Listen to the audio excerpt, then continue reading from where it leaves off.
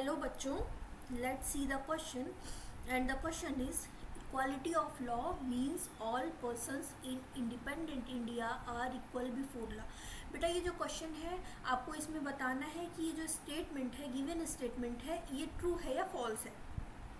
और क्वेश्चन आपसे बेटा पूछ रहा है कि स्वतंत्र भारत में इक्वालिटी ऑफ लॉ का मतलब ये होता है कि सभी व्यक्ति कानून के आगे बराबर होंगे। आपको बताना है कि ये सही या गलत है। तो सबसे पहले हम समझते हैं कि इक्वालिटी ऑफ लॉ को मतलब क्या होता है।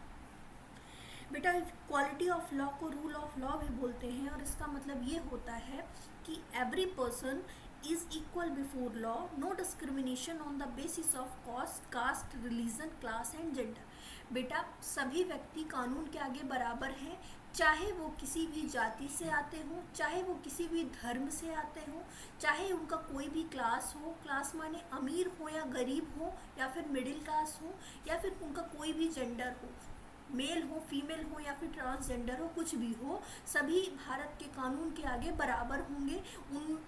उनमें किसी भी प्रकार का भेदभाव नहीं किया जाएगा।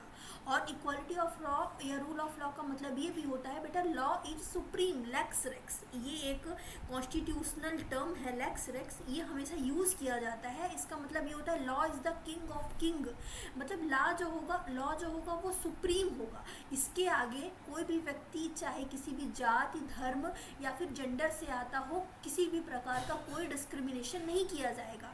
और हमारे इंडिपेंडेंट इंडिया में यही वाला इक्वालिटी ऑफ लॉ या rule of law he implement किया जाता है। और स्वतंत्रता के पहले जब हम ब्रिटिश कॉलोनी थे तब हमारे यहाँ पे आर्बिट्रेरी लॉज थे, मतलब कोई भी ऐसे फिक्स रूल नहीं थे, वेग रूल्स थे, मतलब अस्पष्ट थे, किसी भी प्रकार की कोई स्पष्टता नहीं थी।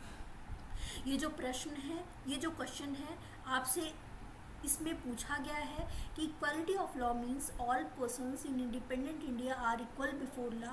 तो आप इस एक्सप्लेनेशन से बहुत अच्छे से समझ गए हैं कि ये जो गिवन स्टेटमेंट है बिल्कुल ट्रू है, क्योंकि हमारे देश में हमारा जो कानून है उसके सामने सभी बराबर हैं।